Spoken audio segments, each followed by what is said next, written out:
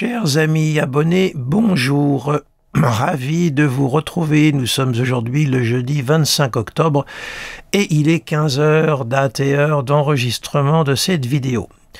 Alors tout d'abord, veuillez me pardonner parce que j'ai un léger petit râle sur la voix pour vous parler. Alors aujourd'hui, j'ai décidé de vous retrouver pour vous parler un peu de la future rétrogradation de Mercure dans le signe du Sagittaire. Mercure va entrer dans sa phase de rétrogradation à compter du 25 novembre 2024, comme vous pouvez le voir à l'écran, et il va redevenir direct le 15 décembre 2024 à 6 degrés du Sagittaire. 15 décembre 2024, 6 degrés du Sagittaire, il reprendra sa course en direct. Donc, repassons au démarrage de la dite rétrogradation. Alors, comme vous le savez, Mercure rétrograde 3 fois par an. Et quand il rétrograde, vous remarquerez qu'il rétrograde toujours dans des signes d'éléments identiques. Il va rétrograder une année en signe de feu, et ensuite une année en signe d'eau, après en signe d'air, en signe de terre. Vous remarquerez toujours qu'il y a toujours le triptyque qui est toujours concerné.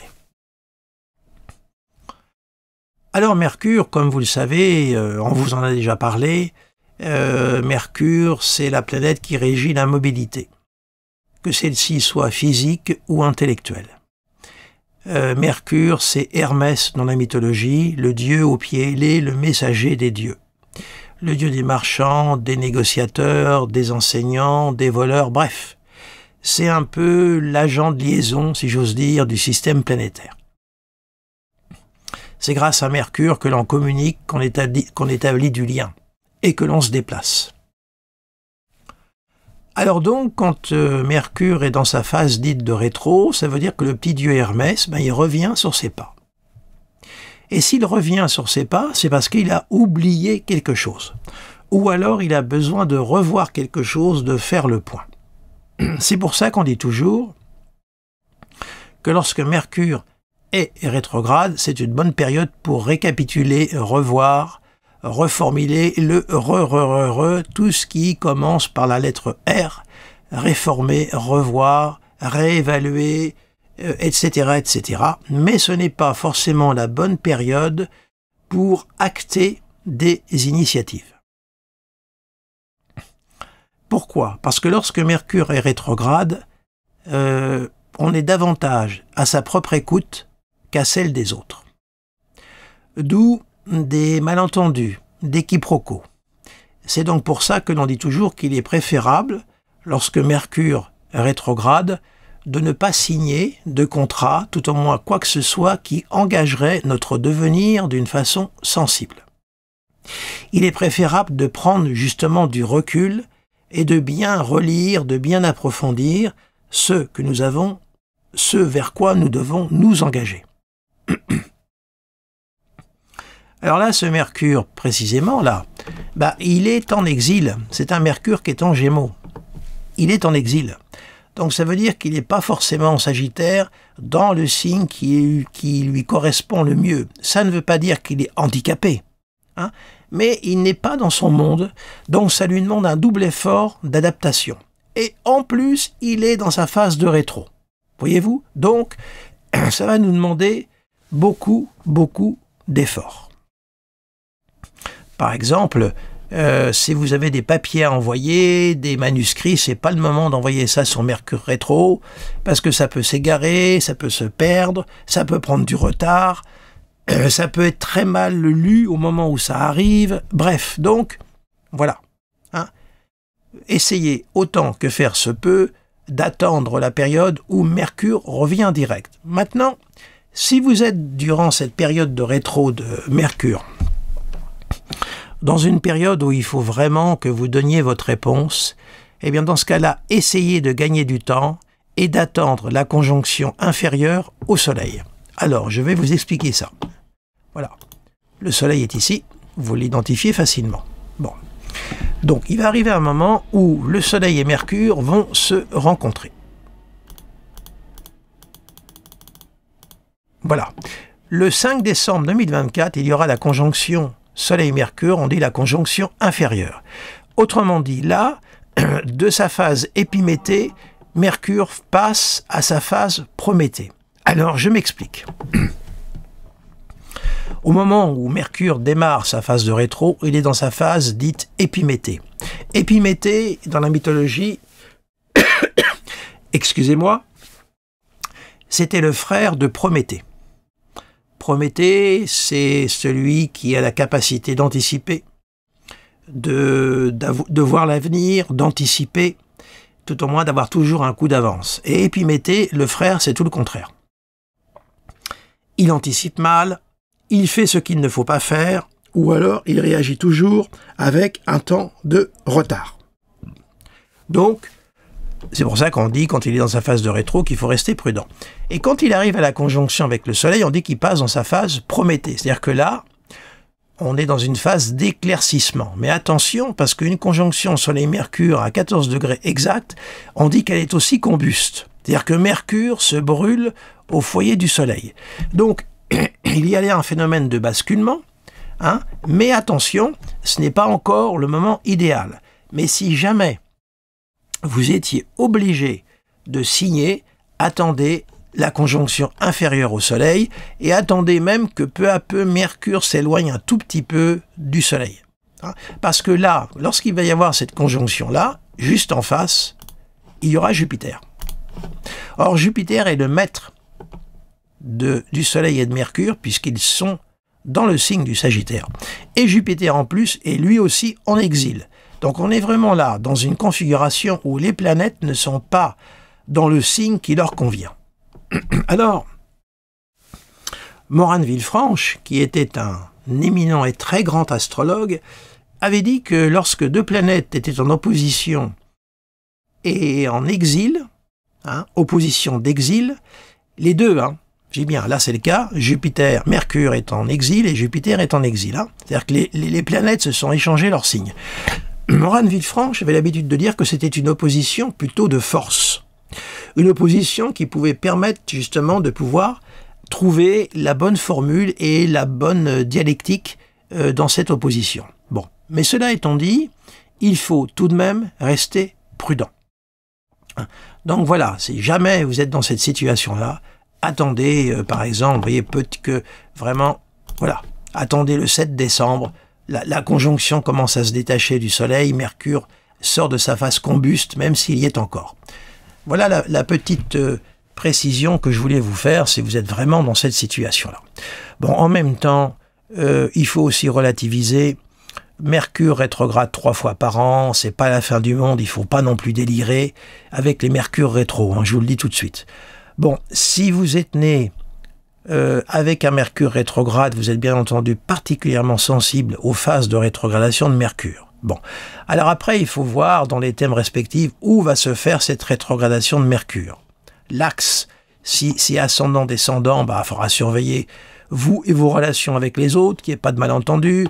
Axe 4-10, c'est les relations professionnelles. Si ça rétrograde dans votre maison 10, attention au cafouillage, au malentendu sur le plan professionnel. Bref, vous appliquez la symbolique à la symbolique de la maison. Alors évidemment, vont être concernés les Sagittaires, les Gémeaux, les Poissons et les Vierges, les signes mutables, puisque ça va jouer par opposition et carré. Seront aussi concernés les Béliers et les Lions par trigone. Trigone certes, mais vous serez aussi sensible à cette phase de rétro. Et également les Verseaux et les Balances, puisque ça va jouer par sextile. Vont échapper les signes qui vont, entre guillemets, échapper à cette phase de rétro seront Scorpion, Cancer, Capricorne, Taureau. Bon, mais reste que nous serons tous sous ce ciel de rétrogradation. Alors, je vais revenir. Oh, j'ai perdu le truc. Bon, c'est pas grave. Alors, c'était le 25 novembre, il me semble. Allez, j'y vais. 25 novembre 2024. Ah, t'as raison. Tu as raison, Pasco. T'as tout faux. Allez, on y va. Voilà. Je reviens donc à la phase de rétro de Mercure, on va cacher le Soleil, voilà. Donc Mercure est dans sa phase de rétrogradation à partir du 25 novembre, et on va rajouter Neptune. Excusez-moi, hein, j'ai navigué un petit peu loin, mais c'était important que je vous fasse cette précision sur la conjonction Soleil-Mercure inférieure. Alors le jour de la rétro, vous voyez, on a un Mercure opposé à Jupiter au carré de Neptune. Alors là, ça veut dire quoi? Ça veut dire qu'il faudra faire attention à ne pas céder à un trop grand enthousiasme, Jupiter le jovial, qui pourrait nous entraîner vers des pentes complètement illusoires et qui pourraient se solder par des désillusions. C'est bien le fait d'un Mercure rétro au carré d'un Neptune rétro. On n'y voit pas clair. Et puis quand Neptune rétrograde, on y voit encore bien moins clair. On est en marée basse, mais attention, la marée basse, ça peut vous emmener très loin. Donc là, attention de ne pas céder. Si vraiment on vous fait une magnifique proposition, ne la rejetez pas, ne l'écartez pas. Prenez votre temps, gagnez du temps sur Mercure rétro, et si vraiment c'est pas possible, attendez la conjonction inférieure au Soleil pour vraiment donner votre réponse. Évidemment, Sagittaire, Gémeaux, Poissons, Vierge, vous êtes particulièrement concernés, surtout si vous avez des planètes fin Vierge, hein, par cette phase de rétrogradation. Autre chose, si vous êtes amené à devoir vous déplacer, si vous roulez beaucoup, attention, la concentration peut être un petit peu fluctuante, donc soyez encore plus prudent, plus vigilant. Quand Mercure rétrograde, la concentration est moins forte. C'est comme si, comment vous dirais-je, Mercure revenait sur ses pas, et en revenant sur ses pas, il regarde par-dessus son épaule en arrière, il regarde plus devant lui. Donc évidemment, à partir de là, il peut se passer des accidents, hein. Donc, attention également, prudence dans vos déplacements, puisque ce Mercure-là, carré Neptune, espérons qu'il n'y ait pas encore des pluies, des catastrophes naturelles, enfin bon, parce que là aussi sur un plan mondial, ça peut avoir des conséquences fâcheuses, hein, encore. Donc, là aussi sur le plan général, évidemment, si jamais il y a des décisions politiques, des projets qui sont lancés durant cette période-là, je peux vous dire que là, ça va pas marcher, hein. Ça ne tiendra pas sur la durée, c'est certain. Il y aura des pataquès, ça ne tiendra pas, c'est certain. Donc, voilà. Alors maintenant, on va quand même positionner l'état du ciel en général. On va positionner la Lune. Bon, la Lune, à ce moment-là, sera dans le signe de la Balance. Elle n'entretient pas de lien avec Mercure. On va positionner Vénus, mais Vénus, c'est pareil, aucun lien. Le Soleil, lui, est un petit peu loin. Mars, je crois qu'il la laisse tranquille. Mars est ici. Il y a le trigone Soleil-Mars, mais ça ne touche pas le Mercure. Saturne non plus, n'y participe pas. Uranus non plus. Et Pluton non plus. Donc vraiment, le démarrage, c'est Neptune-Mercure. Mais Neptune-Jupiter, veuillez me pardonner. Donc, c'est là le point d'ancrage, si vous voulez, la racine de ce début de rétro qui va quand même marquer toute cette rétrogradation de Mercure.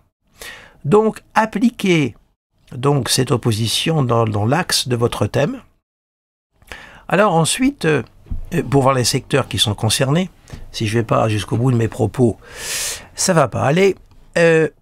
En même temps, ça ne veut pas dire qu'il ne faut rien faire parce que Mercure rétrograde, hein, comme je vous l'ai dit, il ne faut pas délirer non plus, hein, quand même. Bon. Par contre, ça peut être le moment pour faire le point, pour récapituler, pour approfondir vos connaissances. Alors évidemment, ça va vous demander beaucoup plus de concentration. Carré Neptune, la concentration doit être fuyante, hein, du mal à vous... C'est un peu le besoin de voyager. Mercure est dans le signe du Sagittaire, l'envie de voyager, de partir. Mais là aussi, si vous avez des voyages prévus à l'étranger, soyez très prudent, prévoyez tout, faites attention de ne rien perdre, de ne rien vous faire voler. Attention, si vraiment vous devez partir en voyage, et notamment à l'étranger avec ce Mercure Sagittaire, carré Neptune, des voyages au loin, attention, soyez très prudent, soyez très attentifs. Voilà le conseil que j'ai aussi à vous donner, parce que quelquefois, on est obligé de partir, on n'a pas le choix. Hein, professionnellement, on est obligé, on a des obligations. Ben, allez-y, il ne faut pas non plus tomber dans une parano, hein, mais soyez doublement prudent qu'il n'y ait pas de quiproquo et de malentendu. Hein. Voilà. Quand vous passez la frontière, Neptune qui marque les frontières, qui n'est pas un pataquès au moment où vous arrivez. Faites bien en sorte, voyez que vos papiers sont en règle, que votre visa est bon, etc., etc. Le passeport, n'allez pas le perdre. Vraiment, je vous dis tout ce qui peut arriver quand on part à l'étranger en voyage. Donc, double prudence si vous devez partir. Voilà. Mais après, sur un autre plan, ce Mercure-là, au carré de Neptune opposé à Jupiter, ça peut être le Mercure de la grande évasion. La grande évasion intérieure, le voyage intérieur. Hein.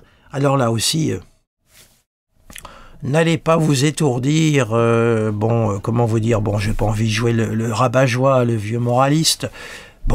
Si jamais vous partez faire la Java, n'allez pas trop picoler, hein.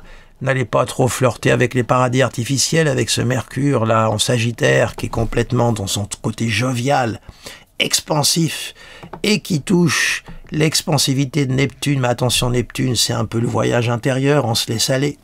On a envie peut-être de goûter une petite expérience. Attention que ça ne vous mène pas trop loin. Tout au moins, si vous prenez le volant, vous vous faites reconduire par quelqu'un, mais attention de ne pas vous laisser embarquer quand même durant cette période-là, soyez prudents. Hein, voilà. Ça ne veut pas dire de se frustrer, parce qu'il n'y a rien de pire que les frustrations, mais soyez tout de même prudents, parce que ce Mercure-là, avec le carré de Neptune, il est vraiment pas bon pour calculer les distances et autres. Hein. On met à côté de la plaque. C'est sûr. Par contre, il est parfait pour l'imaginaire, les puissances de l'imaginaire. Ce carré peut donner effectivement la possibilité de, comment dirais-je, de s'arrêter si vous faites un travail.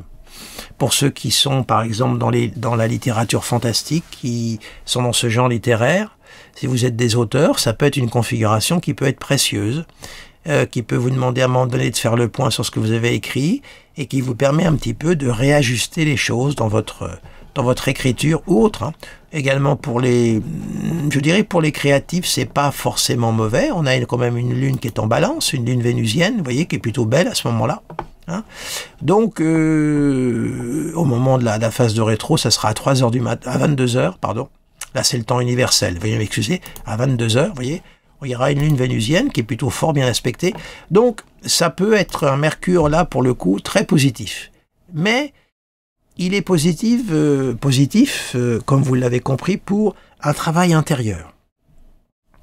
Mais tout ce qui est extériorisation, action, ça va demander beaucoup de prudence. Voilà, c'est tout. En dehors de ça, qu'est-ce que je pourrais vous signaler d'autre? Alors, bon, on va le faire avancer un tout petit peu au jour le jour avec tous les aspects. Là, on va voir. Bon, non, évidemment, il va reculer, hein, comme vous vous en doutez bien.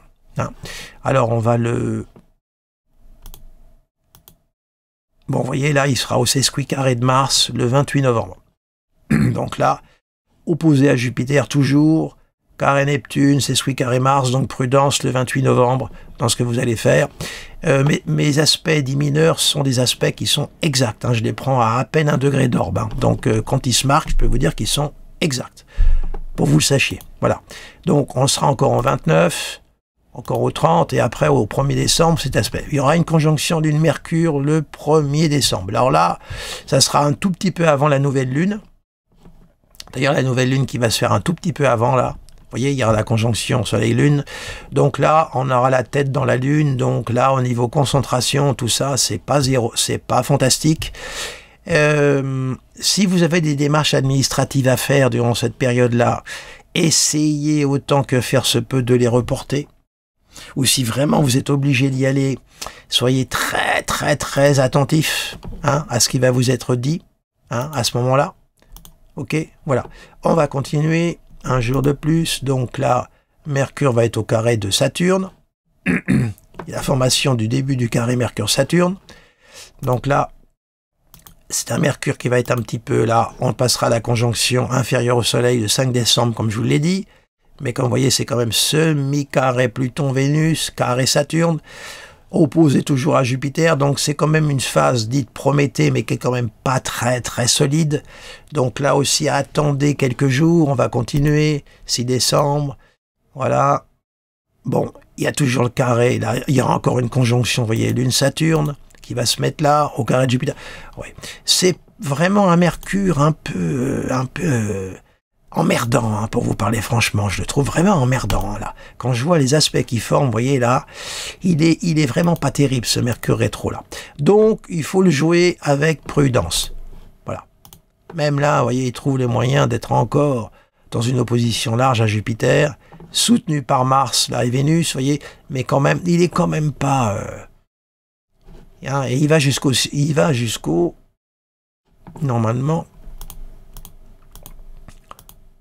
Voilà, il redevient direct le 16 décembre. Normalement, je croyais que c'était le 15 qui redevenait direct. Oui, c'est ça.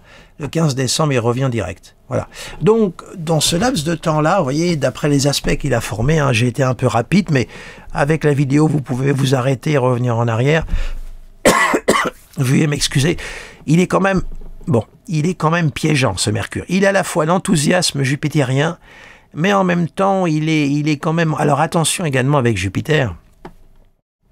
J'ai oublié de vous dire ça, tout ce qui peut vous mettre en rapport avec la justice.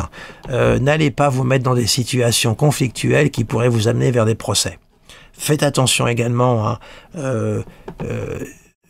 ne vous laissez pas embarquer dans des colères, Mercure Sagittaire, hein, Mercure Jupitérien. Faites attention à tout ce qui pourrait avoir des conséquences juridiques. Hein. Faites attention également aussi. J'allais oublier de vous dire ça. Voilà, bah écoutez, je vais arrêter ici ce bafouillage de Mercure rétrograde. Dans le même temps, vous voyez, on aura toujours quand même ce Mars quand même opposé à Pluton. Hein, elle est toujours là, lui aussi. Hein. Cette opposition-là, hein, elle est tout le temps là. Hein. D'ailleurs, il va y avoir bientôt les élections américaines, hein, le 5 novembre, là, qui arrivent. Vous savez, pour moi, bon, Trump ou Kamala Harris, difficile de trancher. Bon, c'est vrai que Trump a des configurations qui sont très très belles le jour des élections, mais quelquefois trop beau pour être vrai, il faut se méfier. Mais que ce soit Kamala Harris ou Trump, ils signeront l'intronisation qui se fait toujours, vous savez, au mois de janvier. Ça va être sous un ciel terrible en Amérique. L'Amérique va être fracturée en deux. Comme je vous l'ai dit, je vous ramène à la vidéo que j'avais fait là-dessus. L'Amérique va être partagée en deux, surtout que la veille, 8 jours avant, il y aura une pleine lune très négative. J'emploie des mots qui sont un peu forts, j'aime pas trop employer le mot négatif, mais vraiment une pleine lune qui sera pas bonne du tout. Et suit derrière cette signature de janvier 2025 sous un ciel qui va être très très dur et qui est très inquiétant pour l'Amérique. L'Amérique va être complètement partagée en deux et attention aux conséquences que ça pourrait avoir. Voilà, ça c'était la petite note générale. Sur ce, je vous souhaite donc une agréable journée, puisqu'il est exactement 15h30. Je vais arrêter ici ce bafouillage. Je vous remercie de votre attention. Mettez un petit pouce, likez, comme on dit aujourd'hui, comme ça me permet de référencer ma vidéo. N'hésitez pas à la partager. Pour les nouveaux venus, inscrivez-vous à ma chaîne YouTube et également sur mon site internet. Comme ça, vous recevrez la newsletter qui vous tiendra averti de mes différentes mises en ligne. Voilà, sur ce, je vous souhaite une agréable journée, et puis je voulais vous signaler aussi, mais vous avez dû recevoir ma dernière newsletter de la réédition des 12 petits volumes d'André Barbeau sur les signes du zodiaque. Je ne peux que vous conseiller la lecture de ces 12 volumes. Ils sont absolument remarquables. Pour moi, il n'y a pas eu mieux dans le genre qui a été fait depuis. Hein, vraiment pas. Beaucoup s'y sont essayés, avec plus ou moins de bonheur, mais vraiment, il n'y a pas eu mieux. Vous verrez, lisez ces 12 volumes tranquillement, attentivement, et vous aurez là une structure et une base, et vous comprendrez les signes, et vous les verrez tout à fait différemment. Donc, je ne peux que vous recommander cette lecture. Je n'ai aucun intérêt là-dessus, je vous le dis tout de suite, c'est uniquement un intérêt pour la connaissance. Et puis, ça me fait très plaisir de voir que cette collection pour André est rééditée. J'aimerais bien que par la suite, puisque le .com, les éditions du Point, c'est le seuil, hein, comme je leur ai demandé, qu'il réédite de la psychanalyse à l'astrologie, qui est épuisée, qu'on ne trouve plus, et il passe sur Internet quelquefois à des prix insensés. Également le traité pratique d'astrologie d'André, qui est épuisé, qui n'est pas réédité. Voilà, donc j'aimerais bien que Le Point, tout au moins, réédite de la psychanalyse à l'astrologie. Je trouve que c'est un livre qui garde encore un très très grand intérêt. Voilà, eh bien écoutez, sur ce, je vous souhaite un bel après-midi et je vous remercie de votre attention. Et excusez-moi pour cette voix un peu cassée.